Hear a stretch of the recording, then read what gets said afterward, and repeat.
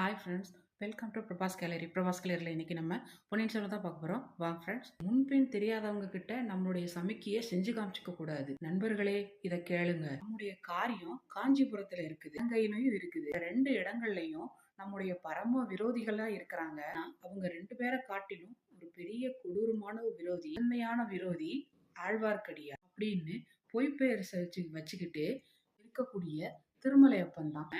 நம்மையும் நம்முடைய நோக்கத்தையும் அடியோட நாசம் செய்யக்கூடியவன். நமக்கெல்லாம் இணையில்லாத தலைவியா இருக்கக்கூடிய தேவிய அவன் கொண்டு போக பாக்குறவன். அடுத்தபடியா அவனை யாராச்சும் எங்க பார்த்தாலும் எந்த நிலைமையில கண்டாலும் கையில இருக்கிற ஆயுதத்தை வச்சு உடனே அவனை கொன்றுங்க. இல்ல ஆயுதம் ஒண்ணும் இல்லைன்னா கூட கைய வச்சு அவனுடைய மேனியை திருகி கொன்றுங்க. சூழ்ச்சியால விஷத்தை வச்சு கொன்றுங்க. உயிரோட இருக்கிற வரைக்கும் நம்முடைய நோக்கத்துக்கு இடையூறாவே இருப்பான். சரி, நீங்க இவ்வளவு தூரம் வலியுறுத்தி சொல்றத பார்த்தா பெரிய கைக்காரனா இருக்கணும். அப்படிப்பட்டவன் யாரா? அவன் பயங்கர ஆற்றல் படைத்த ஒற்றன், முதல் மந்திரியோட அனிருத்தன் கையால்.